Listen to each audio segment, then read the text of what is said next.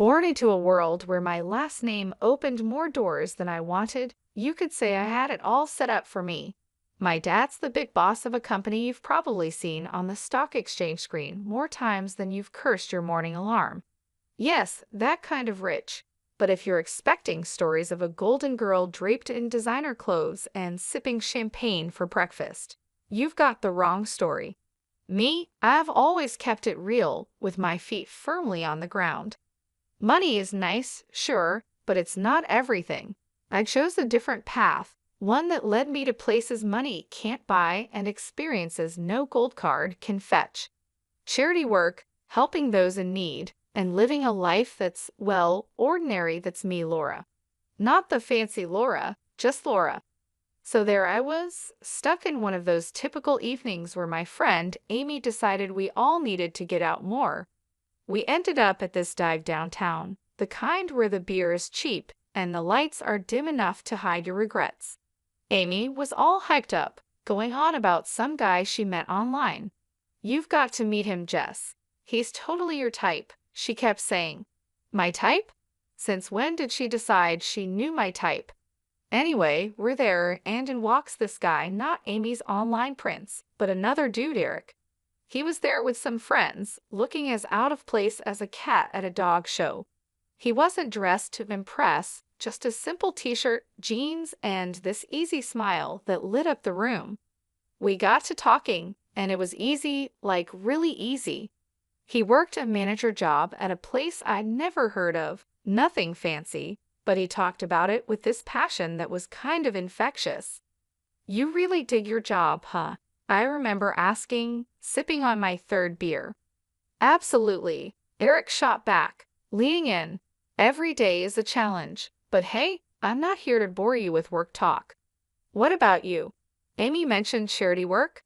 I shrugged, trying to downplay it. "Yes, a bit of this and that, just trying to do my part, you know." "That's cool, really cool," he said, and I could tell he meant it, not in a trying to impress you way, but genuinely. The night went on with our group mingling, but Eric and I stuck together, chatting about everything and nothing. It was refreshing talking to someone who wasn't trying to sell me on some investment or brag about their latest acquisition. As the night was winding down, Eric got this look in his eye like he was working up to something. "Hey, Laura, I know this is kind of forward, but would you want to grab dinner with me sometime? Just us?" I remember feeling a mix of surprise and excitement. "Sure," I said, trying to sound cool about it. "I'd like that." On the way home, Amy was all giggles and "I told you so." I just smiled, thinking about the evening. Eric was a breath of fresh air in my often too stale world. Little did I know how much things were about to change. It wasn't long before going out turned into hanging out at each other's places, which mostly meant my cozy apartment because Eric's roommates were a circus and a half. One evening, sprawled on the couch after devouring what might be the world's most average takeout pizza, Eric turned to me, his eyes serious, but his tone light. "Laura, how do you feel about making this a more permanent arrangement?" he asked, crumbs still clinging to the corner of his mouth. I raised an eyebrow. "You proposing we split a Netflix account or something more along the lines of a life together?" He chuckled, brushing off the crumbs. "Well, I was thinking more like a life together, but hey, we can start with Netflix." The simplicity of it, the straightforwardness, no grand gestures or dramatic backdrops, just us in our element. It felt right. Eric, if you're asking what I think you're asking, yes, 1,000 times yes. And just like that, with the aroma of cheap pizza as our witness, we decided to tie the knot. It was swift, sure, but when you know, you know. Telling our families was the next hurdle. My folks, well, they've always been about the "as long as you're happy" mantra, but this was putting it to the test. Dad with his business empire and Mom the socialite, they had visions of me settling down with someone more in our circle. I broke the news over dinner, the fancy kind where you're not sure which fork to use for the salad. "Mom, Dad, I'm getting married to Eric." I said the words quickly, almost tumbling out. Dad paused, his fork midair. "Eric, the manager guy?" "Well, That's quick. Mom simply smiled, but it was a bit tight. Dear, are you sure? This is rather sudden, isn't it? But I was firm. Yes, I'm sure. He's amazing, and we're really happy together. Their skepticism was clear, but so was their love. Well, if he makes you happy, darling. Mom conceded, and Dad nodded in agreement. Eric's parents were a whole different story.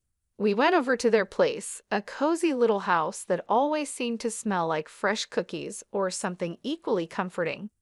Kelly and Jason were as down-to-earth as they come, and they welcomed me like I had always been part of the family.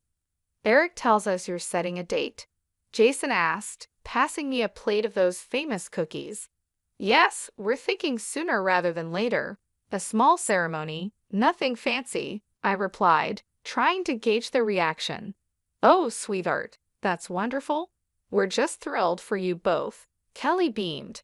Their warmth was enveloping, a stark contrast to the cautious optimism of my own parents. It was clear right from the start that our worlds were different, but the common ground was the genuine happiness for me and Eric. When planning the wedding, we were on the same page.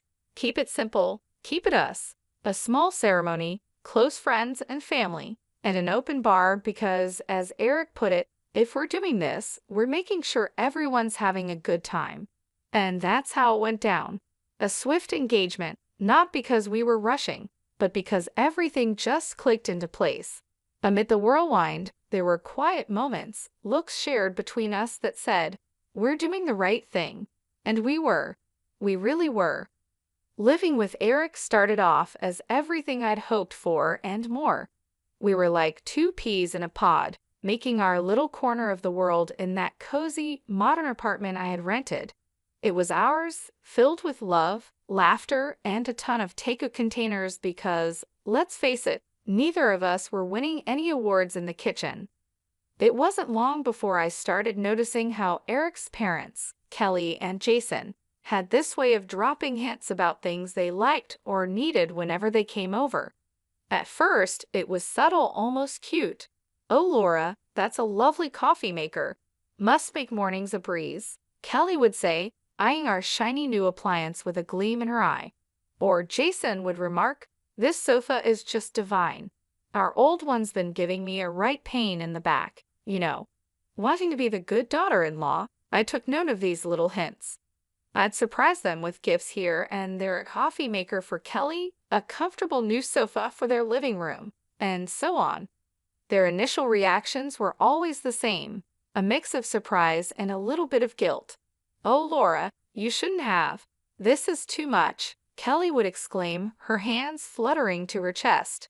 But you know, humans are funny creatures. Give them an inch and they'll take a mile. Those initial protests faded away, replaced by a growing list of subtle hints that were about as subtle as a brick through a window. Dinner at your folks' place was lovely, dear. Did you see that new TV they have? Crystal clear.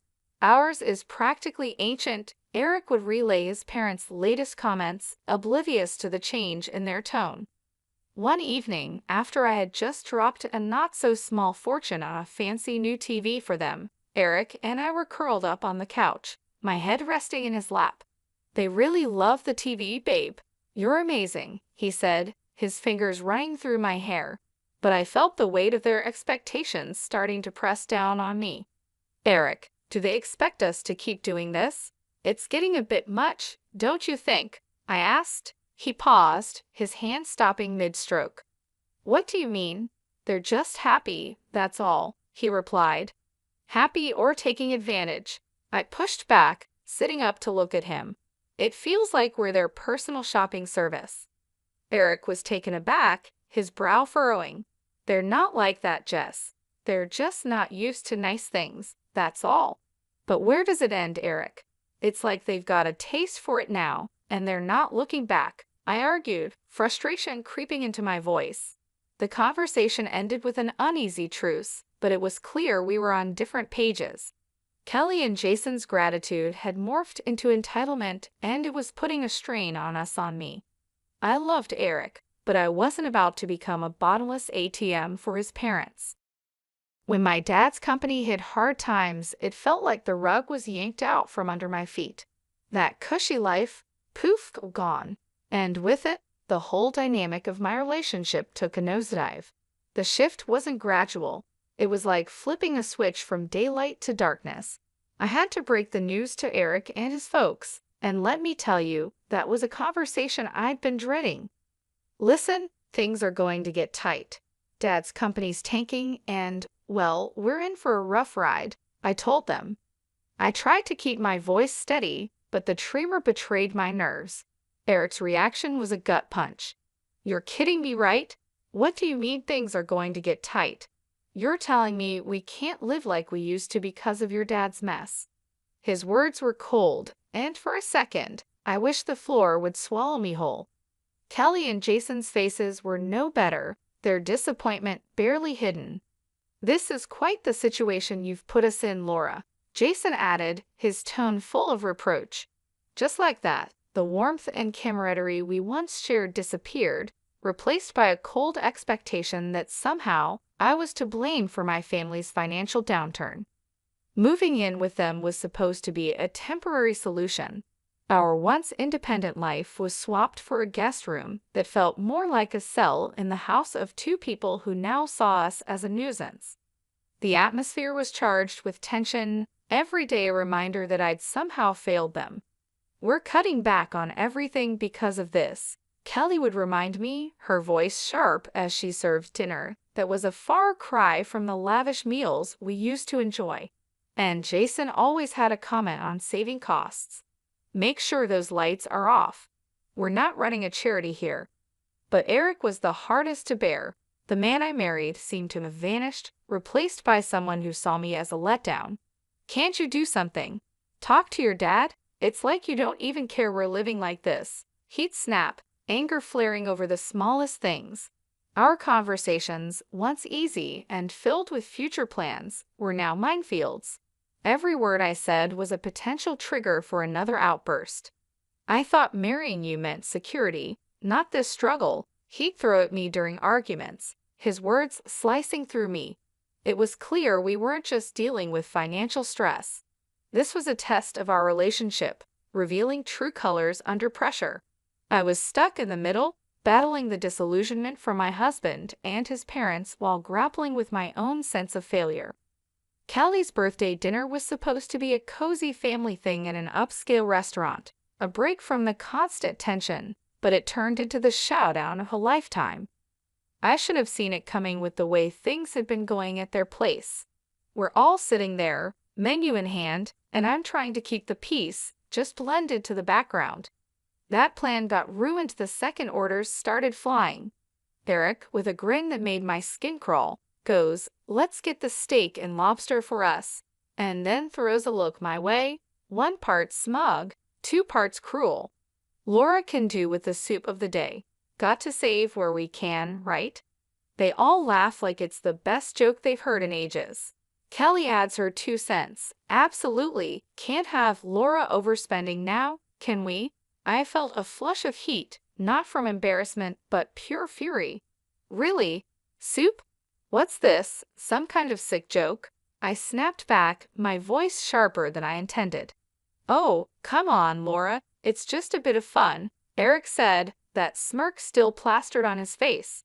That's when I lost it. Fun? This is your idea of fun.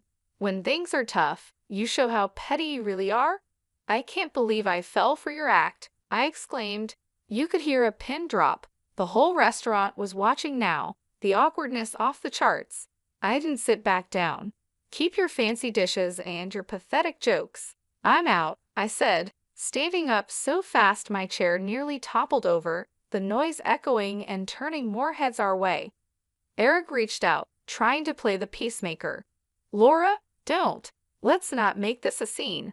A scene? You think I care about making a scene after that stunt?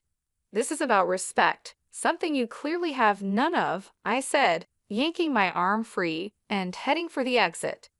The weight of their stares was on my back, but stepping out into the night felt like breaking out of prison. My phone was blowing up, Eric no doubt trying to do damage control. I ignored it, my mind made up. I drove back to their place, a storm of emotions brewing inside. How had things gone so sour? Eric and I were a team, or so I thought, but that dinner was a slap in the face, a wake-up call I couldn't ignore. Back at the house, I packed my bags in record time, each folded shirt a reminder of the life I was leaving behind. It wasn't just about leaving a place, it was about leaving a relationship that had shown its true colors. I turned off my phone, cutting off the barrage of messages. The silence was eerie but welcome. That night wasn't just the end of a disastrous dinner, it was the close of a chapter. I had no interest in revisiting after the disaster that was Kelly's birthday dinner. I found myself driving to my parents' house. The night was quiet, a stark contrast to the storm raging inside me. By the time I pulled up to their driveway, my decision was made. I needed sanctuary, but more than that, I needed advice, something only my dad could offer. Walking into the house, the familiarity of it all was both comforting and jarring. Mom was asleep, but Dad was up, sitting in his study surrounded by papers that seemed less important the moment I stepped in. "Laura, what are you doing here at this hour?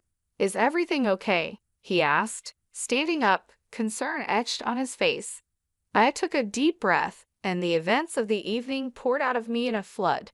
I told him about the dinner, about Eric and his parents, and how I felt like I'd been reduced to nothing but a source of income for them. Dad listened in silence, his expression hardening with every word. When I finished, he sighed, a sound that carried years of experience and a hint of sorrow. "Laura, I saw this coming. I just hoped I was wrong," he finally said, his voice steady but filled with empathy. "How could I have been so blind, Dad? I thought Eric and I were different," I said, feeling the weight of my naivety. He walked over, putting an arm around my shoulders.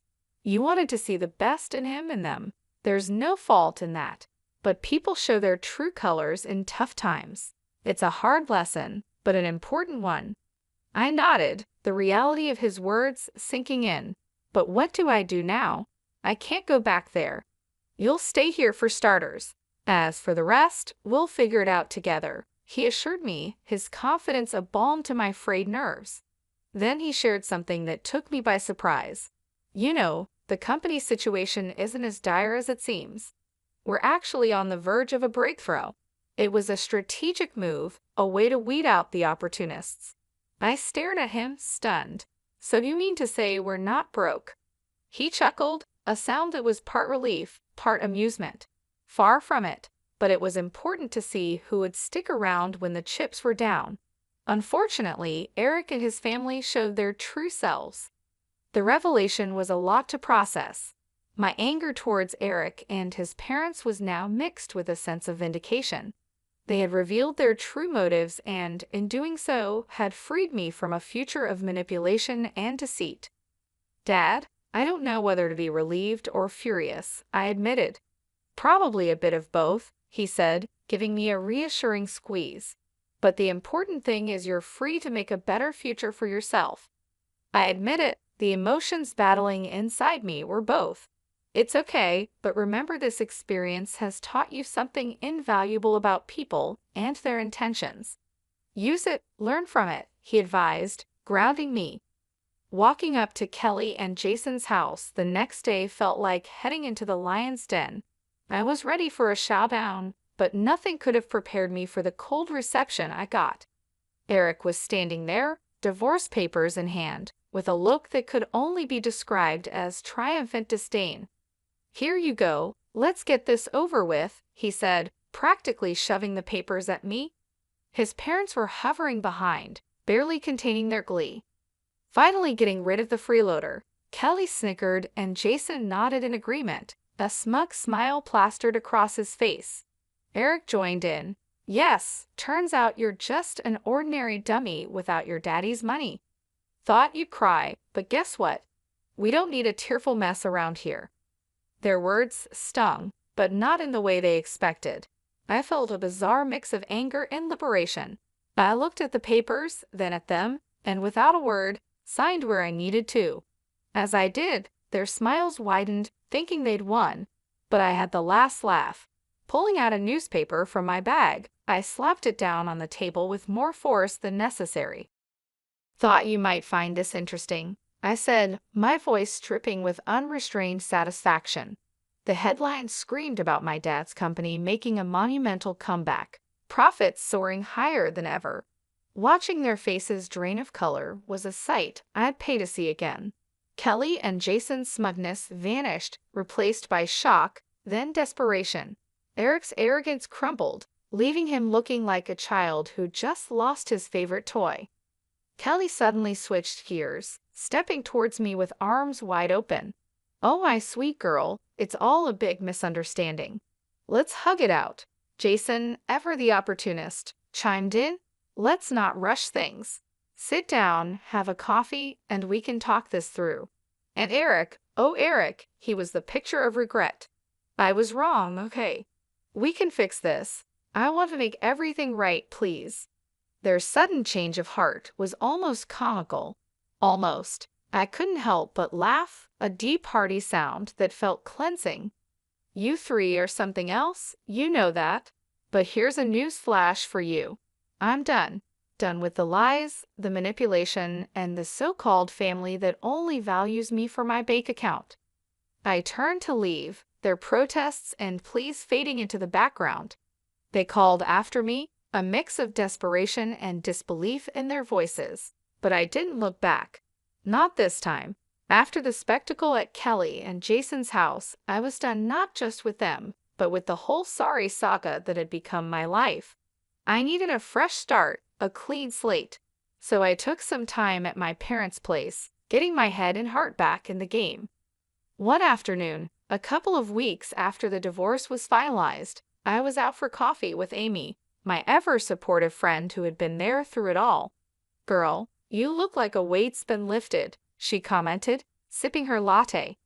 I laughed, feeling lighter than I had in months. "You have no idea. It's like I can finally breathe again," I said. Amy leaned in, her expression turning serious. "So what's next for you, Jess? You have a clean slate now." I thought about it, stirring my coffee absent-mindedly. "I'm not sure, but I'm excited to find out. Maybe I'll travel, pick up some of the charity work I had to put on hold. As for love," I paused, giving her a rueful smile. "I think I'll give that a miss for a while. Just make sure you're doing what makes you happy, okay? You deserve it after all that drama," she said, reaching over to squeeze my hand. "Thanks, Amy. That's the plan." Not long after that conversation, my phone started buzzing with calls and messages from Eric. He was pleading, saying he had changed, that we could start over.